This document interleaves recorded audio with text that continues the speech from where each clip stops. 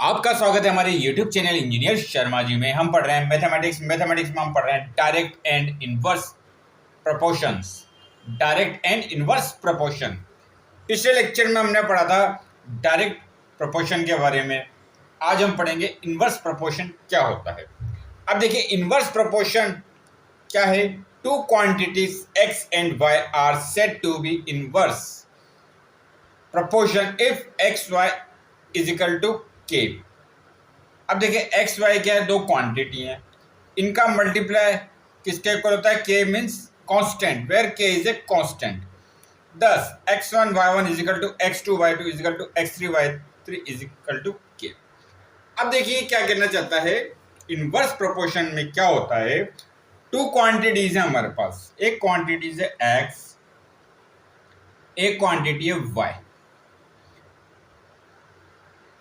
ये inverse proportion कब होंगे, अगर हम एक क्वांटिटी को इंक्रीज करते हैं, एक क्वांटिटी को हम इंक्रीज करते हैं, इसका इफेक्ट किस में आएगा, y क्वांटिटी में आएगा, और वो होती है डिक्रीज।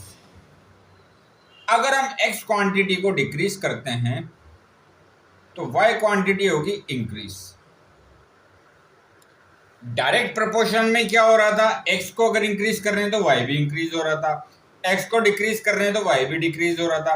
पर इनवर्स प्रोपोर्शन में क्या होगा, अगर x को हम इंक्रीज करते हैं तो y क्वांटिटी डिक्रीज हो जाएगी, अगर x क्वांटिटी को हम डिक्रीज करते हैं तो y क्वांटिटी क्या हो जाएगी, इंक्रीज हो जाएगी।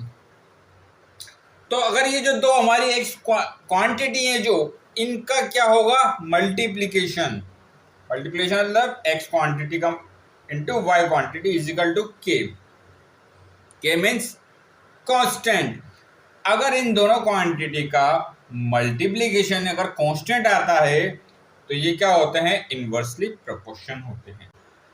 अगर हम इसका एग्जांपल लेते हैं, इनवर्स प्रोपोर्शन का एग्जांपल लेते हैं, हम कार्य और समय को मानते हैं। एक्स क्वांटिटी क्या हो गया, हमारे कार्य हो गया, और वाई क्वांटिटी हमारी क्या होगी, टाइम हो गया। किसी कार्य को दो आदमी कितने दिन में करते हैं, 4 दिन में करते हैं। ठीक है, दो आदमी किसी कार्य को कितने दिन में करते हैं, 4 दिन में करते हैं। अगर हम 4 आदमी लेते हैं, 4 आदमी उस कार्य को कितने दिन में कर सकते हैं, 2 दिन में कर लेंगे। तो आप यहाँ देखिए, यहाँ पे क्या हो रहा है, जो वर्क है, जो आदमियों की संख्या है वो बढ़ाई हमने, तो टाइम क्या हो गया, कम हो गया। जैसे एक्स की क्वांटिटी हमने बढ़ाई तो वाई क्वांटिटी कम होती है। तो यहाँ हमने जो हमारे काम को करने के लिए अपने काम को करने के लिए हमने क्या करा, यहाँ पर आदमियों की संख्या को बढ़ाया। ठीक है, तो टाइम क्या हुआ, पहले उसको काम में कितने दिन लग रहे थे, 4 दिन लग रहे थे, अब कितने दिन लगेंगे, उसमें 2 दिन लग रहे हैं। तो एक क्वांटिटी अगर बढ़ रही है तो टाइम क्या हो रहा है, दूसरी क्वांटिटी कम हो रही है। तो ये क्या है, हमारा इनवर्स प्रोपोर्शनल। ये क्या होता है, इनवर्स प्रोपोर्शन में होता है। एग्जांपल लिया मैंने, ये क्या होगा, इनवर्स प्रोपोर्शन में आपका होगा। अब आप देखिए, जैसे अब इसमें क्या होता है, जो x1 y1 is equal to x2 y2 is equal to x3 y3, ये कांस्टेंट होता है। ये क्या होता है, कांस्टेंट होता है। तो एक क्वांटिटी अगर बढ़ रही है तो हमें देखना पड़ेगा दूसरी क्वांटिटी डाउन हो रही है, कम हो रही है। एक क्वांटिटी अगर इंक्रीज हो रही है, दूसरी क्वांटिटी क्या हो रही है, डिक्रीज हो रही है। तो इसको हम क्या कहते हैं, इनवर्स प्रोपोर्शन कहते हैं। तो आगे इसके हम क्वेश्चन सोल्व करेंगे।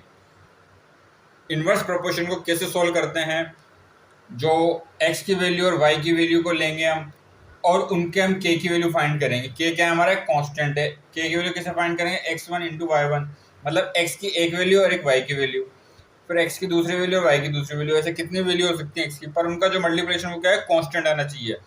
वो क्या आएगा, कांस्टेंट आएगा, x into x multiply y is equal to क्या आएगा, कांस्टेंट। k हमारा क्या है, कांस्टेंट है। तो आगे हम और क्वेश्चन सोल्व करेंगे। आप हमारे चैनल को लाइक, शेयर और सब्सक्राइब करें। आपका बहुत बहुत धन्यवाद, थैंक यू।